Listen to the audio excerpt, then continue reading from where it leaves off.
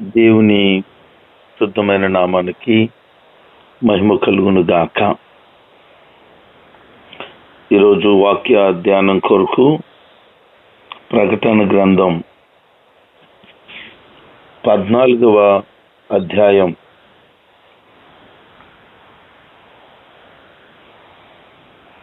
దేవుని యొక్క ప్రత్యక్షత చూస్తూ అనేక ప్రాముఖ్యమైన విషయాలను సిద్ధం చేస్తున్న దేవుడు ఏమై ఉన్నాడో, ఆయన కార్యాలు ఎలాగున్నాయో, ఆయన ఏమి జరిగించబోతున్నారో ఇవన్నీ కూడా దృశ్య రూపకముగా అపోస్తులైనటువంటి యోహాను చూస్తూ ఉన్నారు. అలా ఇంకా చూస్తూ ఉంటుండగా ఆయనకు ఒక సియోను పర్వతం కనబడుతుంది. ఆ పర్వతం మీద గొర్రెపిల్ల నిలిచోవడం కనబడుతోంది. ఈ సియోను పర్వతం ఇశ్రాయేలులోని యెరూషలేములో ఉంది. ఆ యెరూషలేముకు సూచనగా ఉంది, లేకపోతే పరలోకంలో ఉన్న యెరూషలేమును సూచిస్తూ ఉంది. ఈ సంఘటన క్రీస్తు ఈ లోకానికి తిరిగి వచ్చిన తర్వాత జరుగుతుంది, కానీ అది పరలోకంలో యెరూషలేమును సూచిస్తుందని మనం గమనించగలం. ఆయనతో పాటు 144,000 మంది అక్కడ జనాలు ఉన్నారు. వాళ్ళు ఎవరు అనంటే, వాళ్ళు నొసటి మీద దేవుని పేరు రాసి ఉన్నవారు. గడిచిన ముందు అధ్యాయాల్లో 144,000 మంది ప్రజలను చూసాం. వారు ఎవరు అనంటే, ఇశ్రాయేలీల్లో ఉన్న 12 గోత్రాల వారు. ఇప్పుడు కనబడుతున్న ఈ 144,000 మంది వారు కాదు, వీరు మరొక జనాంగం. వీరెవరు అంటే దేవుని నామాన్ని ధరించిన వారు.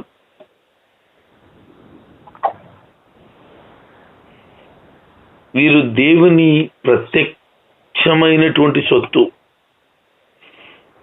దేవుని కొరకు వారి జీవితాలను అంకితం చేసిన వారు.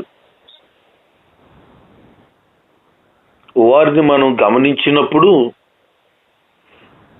పరలోకం నుంచి ఒక శబ్దం ఆయనకి వినబడిందట. అనేక జ్వాలల ధ్వని వంటి, గొప్ప ఉరుము ధ్వని వంటి,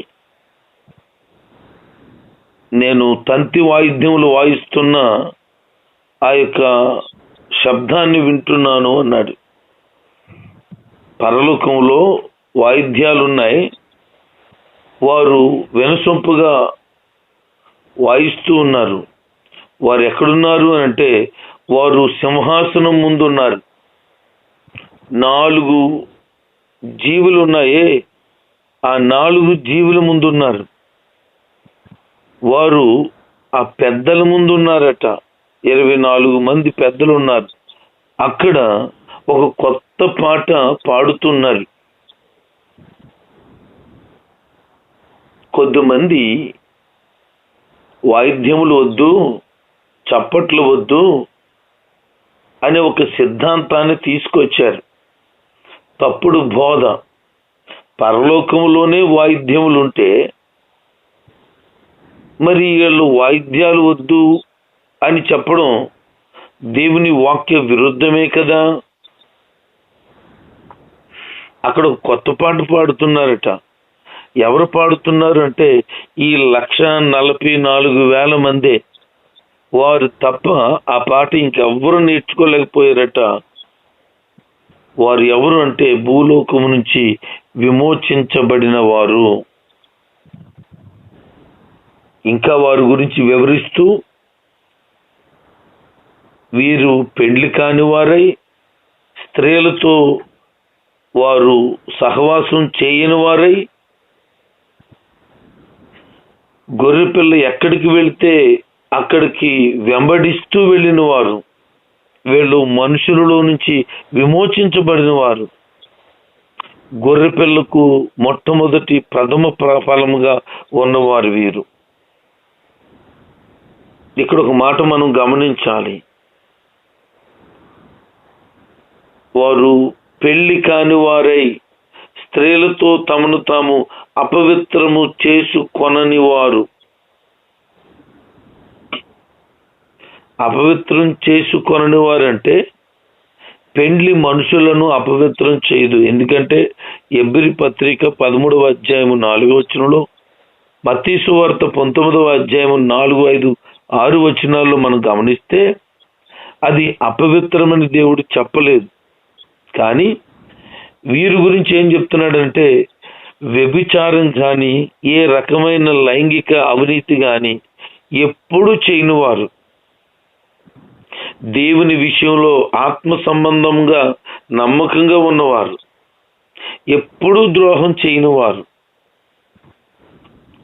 ఈ 1,44,000 మంది అంత పవిత్ర జనాంగం వాళ్ళు దేవుని యొక్క అద్భుతమైనటువంటి నిర్ణయంలో వారు ఉన్నారు.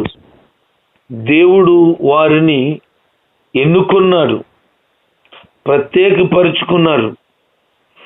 వారు దేవుని సన్నిధిలో దేవుని ఎదుట ఉన్నారు. వారు ఇంకా ఎలా ఉన్నారు అని అంటే ఏ కపటం కానీ ఏ మోసం కానీ వారు లేనే లేదు. వారిలో అంత స్వస్థముగా వారు ఉన్నారు. వారిని ఎవ్వరు కూడా ఏ విషయంలో నింద మోపలేరు.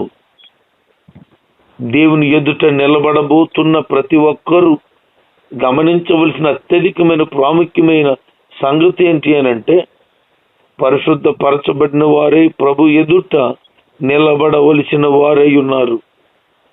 ఆయన దైవికమైనటువంటి పరిశుద్ధత మనం కలిగి ఉండాలని ప్రభు ఆశపడుతున్నాడు.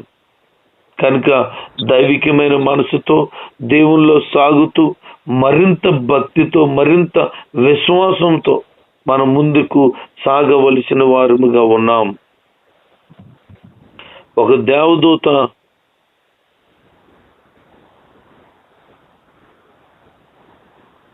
వారి మధ్యలో నుండి ఎగిరిపోతూ ఉండడం కనిపించిందట. ప్రతి దేశం వారిని, ప్రతి జాతి వారిని, ప్రతి భాష వారిని, ప్రతి జనాంగానికి ప్రకటించటానికి శాశ్వత శుభవార్తను ప్రకటించేవాడు. ఒక పెద్ద స్వరముతో ఇలా చెప్పడం వినబడుతుందట, దేవునికి భయపడండి, ఆయనను మహిమపరచండి, ఇదిగో తీర్పు గడియ వచ్చింది. ఆకాశాన్ని, భూమిని, సముద్రాన్ని, నీళ్ల ఊటలను కలిగజేసిన ఆయనను ఆరాధించండి అని ఒక గంభీరమైన శబ్దంతో దేవదూత పలకడం వింటున్నారు. అంటే పరలోకములో ఆయనను స్తుతించే సమయము ఆసన్నమైంది, సమస్తానికి తీర్పు తీర్చే సమయము ఆసన్నమైంది అని, ఎవరు క్రియలు చొప్పున వారికి ప్రతిఫలము ఇచ్చే సమయము ఆసన్నమైంది అని. భూమి మీద మనం బ్రతుకుతున్న ఈ బ్రతుకులో పరిశుద్ధమైన జీవితాన్ని కనుక నువ్వు జీవిస్తే, నిత్యత్వానికి వారసురాలుగా నువ్వు మార్చబడితే, దేవుని ఎదుట నిలబడే ఆ గొప్ప గుంపులో నువ్వు కూడా ఉంటావు. అంత మాత్రమే కాదు, ఆయన ఆరాధించే వారిలో నీవు కూడా ఒకరివై ఉంటావు. మరింకా దూత ఇలా మాట్లాడడం వినబడుతోంది. అదేంటంటే మహానగరమైన బబులోను కూలిపోయింది అని ఒక గొప్ప స్వరంతో మరొక దేవదూత పలుకుతోంది. అదేం చేసింది బబులోను అంటే వ్యభిచార ఆగ్రహ ద్రాక్ష మద్యమును జనాల మీదకి పంపించి వారందరినీ కూడా అలాగున త్రాగుబోతులుగా మార్చింది. ఈ 14వ అధ్యాయంలో మహాబబులోను కూలిపోయింది అనే మాట మనం వింటున్నాం, కానీ 18వ అధ్యాయం వరకు కూడా దాని పతనం యొక్క వివరణ కనబడదు. అంటే దాని వివరణ 18వ అధ్యాయంలో మనకు కనబడుతుంది. ఎంత ఘోరం చూడండి. మరొక 3వ దేవదూత ఒక పెద్ద స్వరముతో ఇలా పలకడం గమనిస్తున్నారు. ఎవరైనా సరే ఆ మృగాన్ని, వాడి విగ్రహాన్ని పూజిస్తే నొసటి మీద కానీ చేతి మీద కానీ వాడి ముద్ర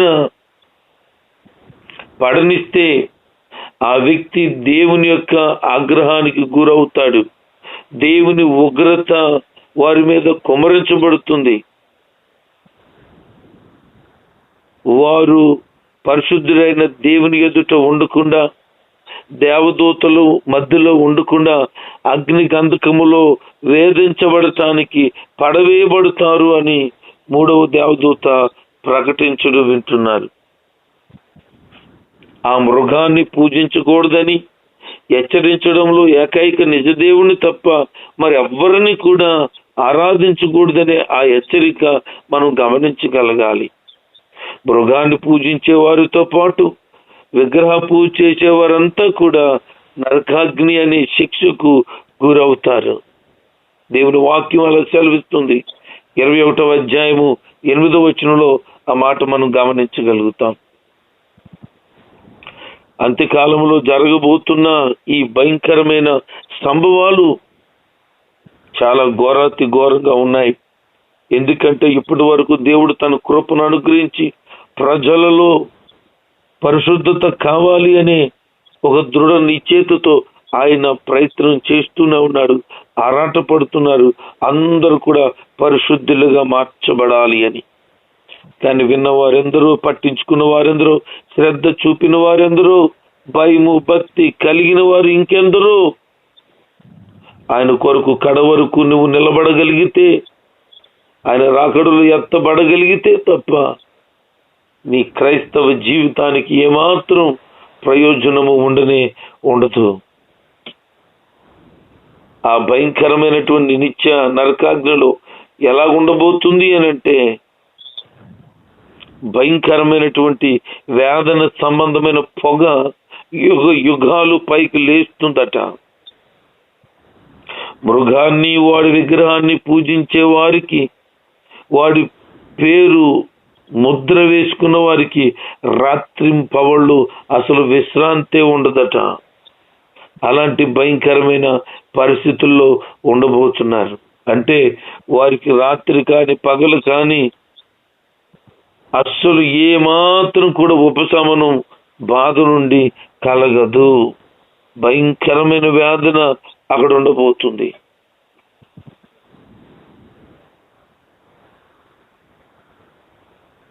ఇప్పుడు మనం గమనించాల్సింది ఏంటి అనంటే, పరిశుద్ధుల సహవాసం పరలోకములో ఉంది. దేవుని ఆజ్ఞలను యేసు ప్రభునందు విశ్వాసం ఉంచే జీవితాలు ఎవరికైతే ఉన్నాయో, ఎవరైతే వాక్యానుసారంగా జీవిస్తున్నారో వారి కొరకు ఇలాగున ఒక స్వరం వినబడుతూ ఉంది. ఇప్పటి నుండి ప్రభునందు ఎవరైతే చనిపోతారో వారు ధన్యులు, వారు ప్రయాసలు మాని విశ్రాంతి పొందుతారు అని. అంటే దేవుని యందు భయము భక్తి కలిగి ఆయనలో సాగిన వారు మరణిస్తే వారు ధన్యులు. కొన్ని విచిత్రమైనటువంటి మాటలు మనం గమనించగలగాలి. నేటి దినాల్లో చనిపోయిన తర్వాత 10 రోజులు 11 రోజులు 9 రోజులు అని ఒక స్మారక కూటం ఏర్పాటు చేస్తారు. ఆ స్మారక కూటంలో వాస్తవానికి చనిపోయిన వ్యక్తి ఒక తాగుబోతు, కానీ ఆ రోజు చెప్పే మాట ఏంటంటే, ప్రభునందు మృతి నొందిన ఈయన ధన్యుడు అని చెప్తారు. ప్రభునందు మృతి అని అంటే ఎలాగుండాలి అతను మృతి? దేవుని సన్నిధిలో నమ్మకంగా సాగి ఆయన యందు భయము భక్తి కలిగి ఈ లోకాన్ని చెడితనాన్ని అసహించుకుని పరిశుద్ధంగా బ్రతకగలిగిన వ్యక్తి ప్రభునందు మృతి నొందినట్లు. తాగి ఇష్టానుసారంగా బ్రతికి మందిరం అనేది తెలియక లోకంలో మునిగి ఉంటే అతను ప్రభువునందు ఎలా మృతి నొందినట్లు? అమాయక జనమా, లేకపోతే ప్రజలను మెప్పించడానికి చేస్తున్న బోధ ఇది? దేవుని సన్నిధి ఎరగని వాడు ఎట్లా ప్రభువుని కలిగి ఉన్నాడని అర్థం. ఇలాగున చాలా మంది అబద్ధ బోధ బోధిస్తున్నారు. క్రీస్తు కొరకు బ్రతికి ఆయనలో చనిపోయిన వారే ప్రభువులో ఉన్నవారు, వాళ్ళ మృతి ధన్యమైంది. వాళ్ళ గురించి చెప్తున్నాడు ప్రభు.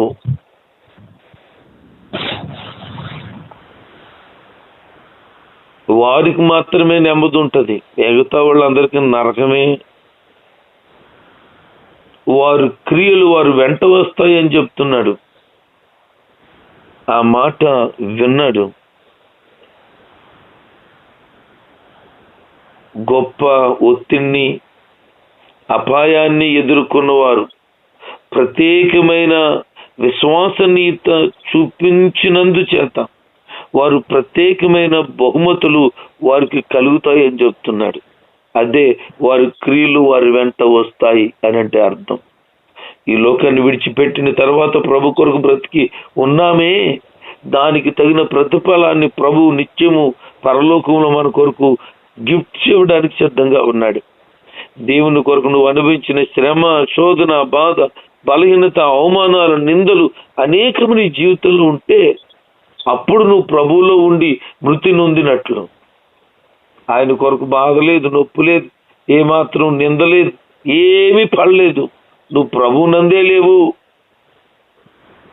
నీకు ఆయన ఏం బహుమతులు ఇస్తాడు? అలాగే ఆశించడం కూడా దుర్మార్గమే అవుతుంది. ఈ మాటలు వాక్యానుసారమైనవి. జ్ఞాపకం చేసుకుని ప్రభువులో ఉండటానికై ప్రయత్నం చేయండి. ఇంకా గమనిస్తూ ఉంటుండగా ఒక తెల్లని మేఘం, ఆ మేఘం మీద మానవ పుత్రుడు లాంటి వ్యక్తి ఒకరు కూర్చోవడం కనిపించిందట. ఆయన తల మీద బంగారు కిరీటం ఉందట. ఆయన చేతిలో వాడి కలిగిన కొడవలి ఉందట. మరో దేవదూత ఆలయంలో నుండి వచ్చి మేఘం మీద కూర్చున్న వ్యక్తితో ఇలా మాట్లాడుతున్నాడు. భూమి పంట పండింది, నీవు కోత కోసే కాలం వచ్చింది కనుక ఆ కొడవలు పెట్టి కొయ్యి అంటున్నారట. యేసుక్రీస్తు ఈ కోత కోసేటప్పుడు దేవదూతలను వినియోగిస్తాడని మత్తయి సువార్త 13వ అధ్యాయము 39వ వచనంలో, 24వ అధ్యాయం 31వ వచనంలో మనం చూడగలుగుతాం. పంట పండింది, కోతకాలం వచ్చింది అంటే మత్తయి సువార్త 3వ అధ్యాయము 12వ వచనంలో, మార్కు సువార్త 4వ అధ్యాయము 29వ వచనంలో మనం చూస్తే మనకు అర్థం అవుతుంది. ఆయన అంటాడు, ఇదిగో పైరు పండింది, కోత కొయ్యండి అని. సమయం ఆసన్నమైంది. ఆయన పంటను కోస్తున్నట్లుగా ఏరతాడట.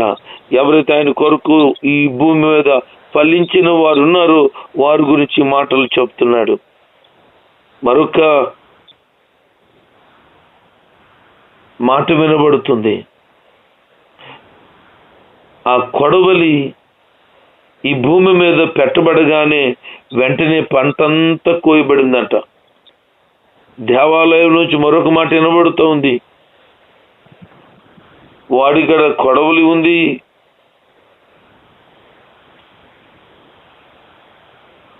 అతడు నిప్పుల మీద అధికారం ఉన్నవాడు. వాడి గల కొడవలి గలవానితో ఇలా మాట్లాడుతున్నాడు. భూమి ద్రాక్ష పండ్లు పండాయి, ఆ కొడవలు పెట్టి ఆ ద్రాక్ష చెట్లన్నిటినీ గెలలు కోయండి చెప్తున్నాడు. దేవుని ద్రాక్ష పండ్లు కాదని మనం గమనించగలగాలి. అవి పండాయి అంటే మృగం ఏలే కాలంలో దుర్మార్గత పూర్తిగా పండిపోయింది. సమయం వాళ్ళకు కూడా ఆసన్నం అయిపోయింది. భూమి మీద ఆ కొడవలి పెట్టగానే దేవుని ఉగ్రత మహాద్రాక్ష గెలల తొట్లో పడిందట. అది ఎప్పుడైతే పడిందో అది త్రొక్కబడినట్లుగా మార్చబడింది. అందులో నుంచి భయంకరంగా ఎర్రని రక్తం రావడం గమనించారు.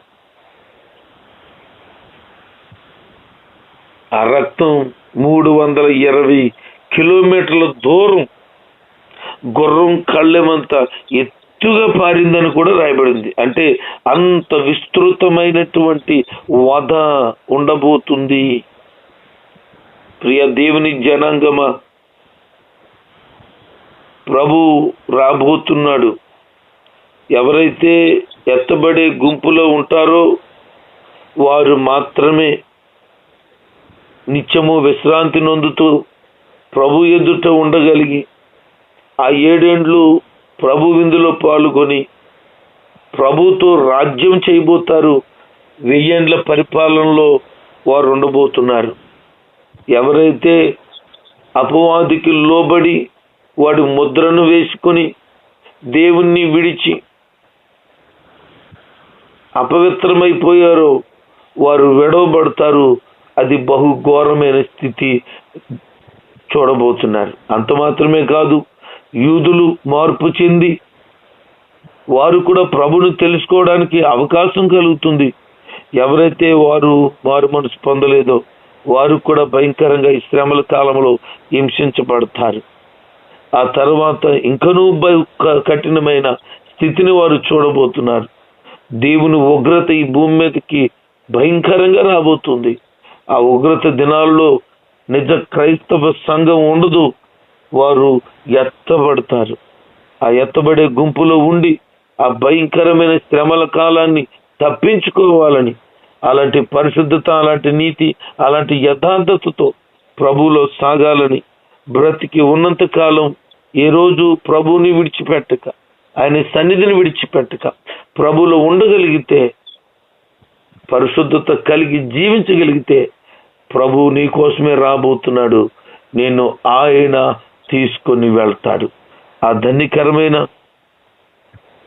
జీవితాన్ని పొందుట కొరకు అందరూ కూడా భయము భక్తి కలిగి జీవించుదాం. ప్రభు రాకడలో ఎత్తబడదాం. దేవుడి మాటలు మనం వింటుంటే దీవించును గాక. ఆమేన్.